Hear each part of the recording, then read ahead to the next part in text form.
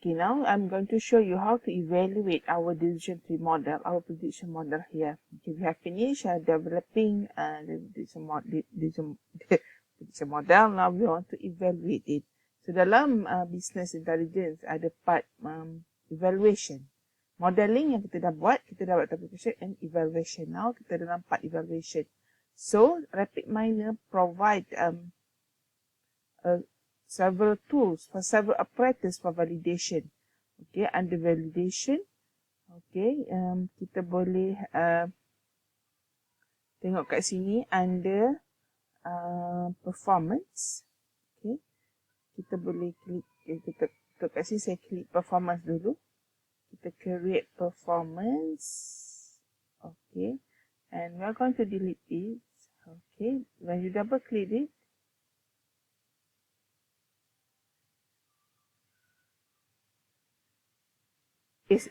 silap, bukan performance kat sini, performance lagi kita dulu. Kita ambil cross validation. Cross validation. So validation kat sini. Kita buat cross validation. So kita akan buat untuk evaluation, kita akan guna cross validation. Okay, so kita klik kat sini. Bila okay cross validation kat sini, okay, you will notice ada when you double click, dia akan masuk dalam it will automatically divided the cross validation, it will automatically divided into a training and testing. Kalau awak still remember, cross validation ni kita belajar dalam analytic methods evaluation. Okay, so cross validation kita pakai fold, kita buat 10-fold. Okay, pakai K-fold, 10-fold. Kalau tak ingat kenapa 10-fold, apa masuk fold madam? Okay, balik tengok balik nota untuk validation ya.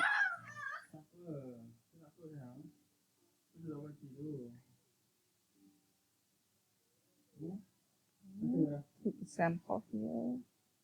And then we're going to choose absolute. Then kita select decision tree here. Under the training, it's under training, so training example.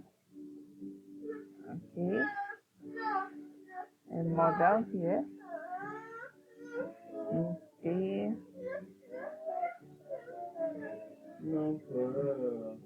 example. So we try to relative. Okay, you have to use relative here. Ada explanation apa masuk absolute, apa masuk relative. Kat bawah ni you can read later. Then after we finish the set for training, now we have to test. So kat sini training ni kita ambil sampel, which is kita ambil data daripada yang ni lah, data yang kita buat tadi ni. And then kita guna K4 concept, and then we do the decision tree. Okay, the validation tree. Now untuk testing, we have to use apply model. Okay, kita akan letak kat sini apply model.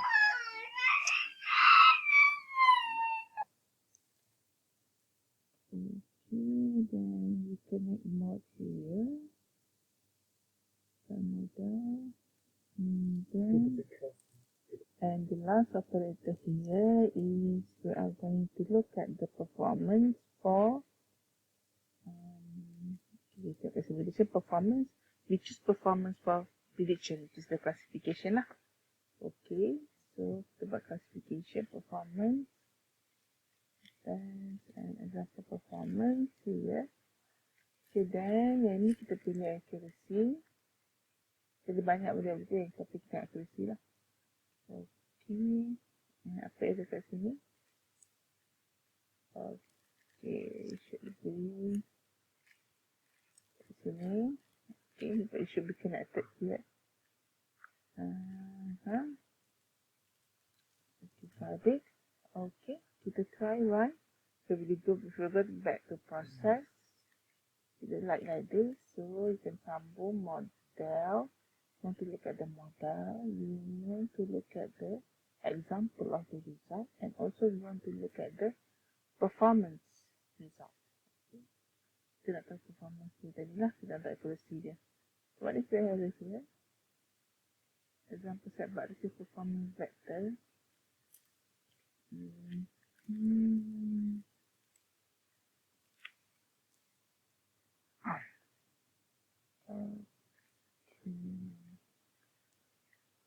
Letak sini ada suruh tengok balik. Okey, ni salah.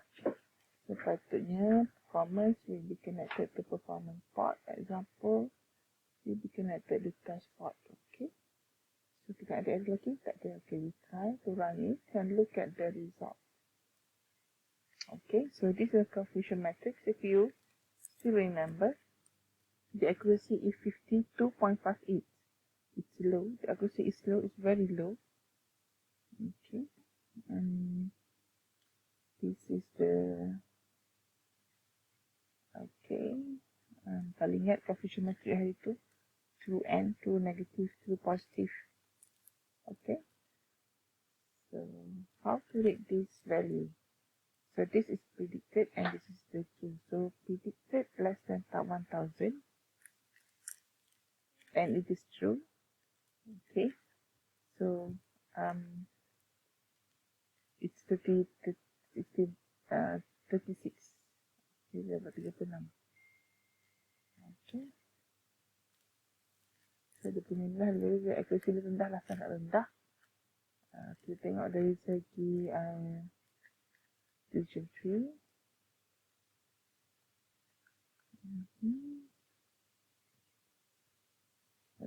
Here kita ada descriptions. So each plays a very important role here. Okay. So kalau ikut pada performance ni, this model is not a good model. So how to improve a model? One of the way is by go back to data preparation and look at your data. Okay, mungkin kita kena change the data in terms of let's say kita tak perlu buat seperti penting. Okay, contohnya tak perlu tukar kepada polynomial untuk year ni. Let's say kalau kita disable. Okay. So try run. Okay. Okay, so this sama. So it won't affect anything. So there are several ways macam mana nak improve. Okay, let's have something else. What about if we change the operator here? Instead of discretized by user specification, we choose okay, replace operator. Kita buat discretized by billing. Okay, kita tengok. Kita by billing, kita tengok price. Okay, kita define boundaries. Contoh kita buat 50, 12500. Okay, 125,000. Okay, kita try. Berapa accuracy dia? Voila. Okay, the accuracy improve a lot. 99.31%. Okay.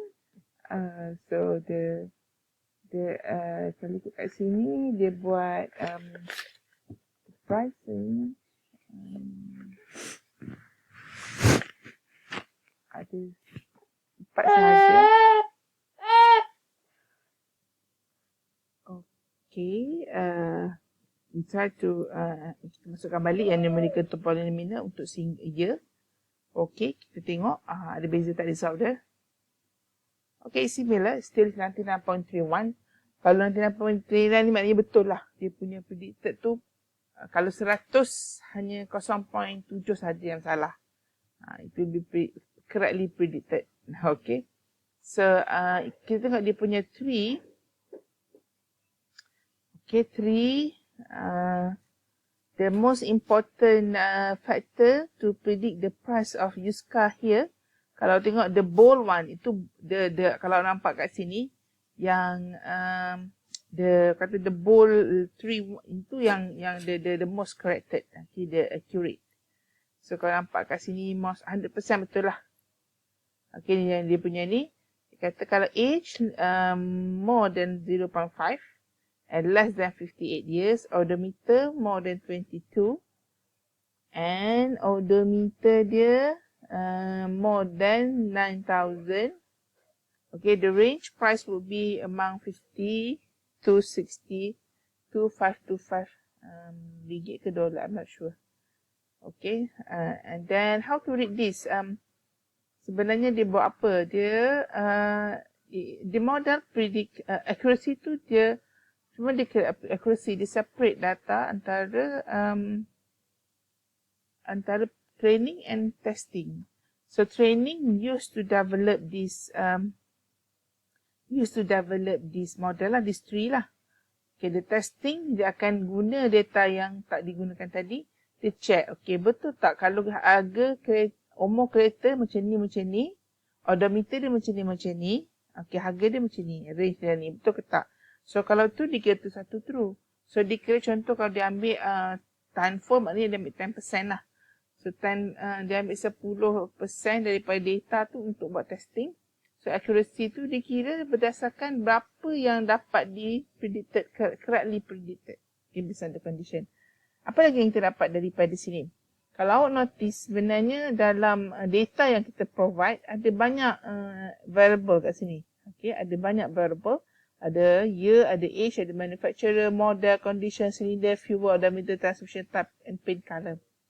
However, apa yang yang ada kat sini, so it shows that the most important factor in determine the price of used car for this model based on this data is age. The second factor is odometer. Okay, and then the third factor is fuel. Okay, and then dari segi model, there is no model is not included. Okay, so how to improve this? Antara cara ialah kita tukar model. Mungkin model ni terlalu dia punya ni terlalu banyak. Okey, dia punya ni tidak contoh kat sini model ada sampai berapa model? 11,667 model. So tak ada repetitive data. Dia tak banyak repetitive data. So bila kurang repetitive data, dia tak boleh nak kaitkan model ni dengan rules yang di-generated. Maksudnya macam ni lah. Kalau kita buat satu benda, okay, macam mana nak predict saya cuba istilah awal. Dia tidak menjadi salah satu faktor sebab tak ada. Bila seorang doktor, macam mana dia nak jadi pakar? Dia nak jadi pakar, they have to train well in certain area. Contoh kalau doktor tu pakar bahagian kanak-kanak, bahagian jantung kanak-kanak. Okay, contohnya doktor pakar jantung kanak-kanak. So he will be trained in the for the cases of pediatric kanak-kanak, especially for heart failure. Ada banyak jenis penyakit heart lah. Okay, so dia akan tengok banyak case heart. However, how to become a pakar, dia akan ada bilangan jumlah cases yang dia kena handle. And each of the cases tu dia akan ada different type of cases dia kena handle, ada beberapa bilangan. So bilangan tu ialah kenapa kena ada banyak bilangan? The more you encounter with the problem, the more you learn and the more you become expert. Okay. Tapi doktor ni, dia hanya menjadi pakar pada benda yang dia jumpa banyak kali. Kalau benda tu baru, dia bukan pakar lagi. So dia akan cakap, okay, this is my idea, it is new for me. Okay, sama dalam data kita ni, data kita kalau in term of price tadi, kalau kita tengok data price, okay, price yang kita buat kat sini ada 4 sahaja. And price yang paling tinggi adalah yang first range ni. So dia punya fraction 0.993. So model kita akan pandai untuk determine first range ni, first class ni. Kenapa? Sebab ada berapa ribu, 123,000 data yang berkaitan dengan range yang ni. Okay. Tapi nak banding dengan model tadi, okay, banding dengan model tadi, dia tak ada yang kata the exact pattern. Semua sikit-sikit. So dia tak sempat nak jadi pandai. Dia tak sempat jadi pandai, so it cannot be included in the prediction rules. Itu saya punya explanation lah. Kalau you tak faham lagi, you boleh tanya saya balik. And then the next task ialah apa yang awak kena buat untuk your data. Now you have to proceed with the prediction lah. Okay, try buat and then try to improve your try use accuracy and try to improve your accuracy of the model by changing the data, changing the process, tengok changing the data lah, tukar data, improve the data and so on. Okay, and also what you can do another thing ialah kita boleh juga tukar another method. Saya pakai decision tree tadi. Okay, let's say kita boleh replace model kita, replace operator, kita tukar model predictive, kita pakai tree lain. Contoh kita nak pakai random forest katakan. Okay, so we try to run random forest.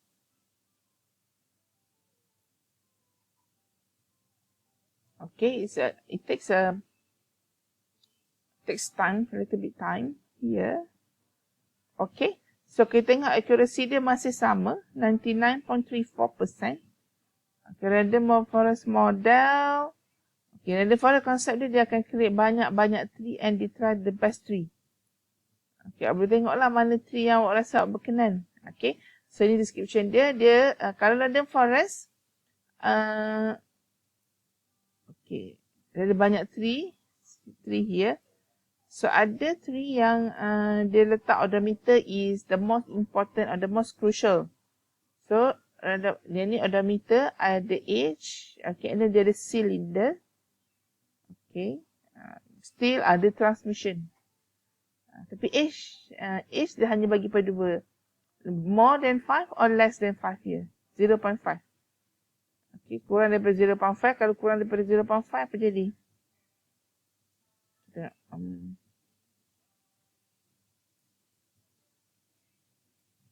kalau less than 0.5. Okay, range. Kata kalau cylinder ada 4, 6, 8, transmission, harga dia sama lebih kurang je lah. Okay. So itu sahaja from me. That's all. If you have anything, you can ask me. Thank you. Bye-bye.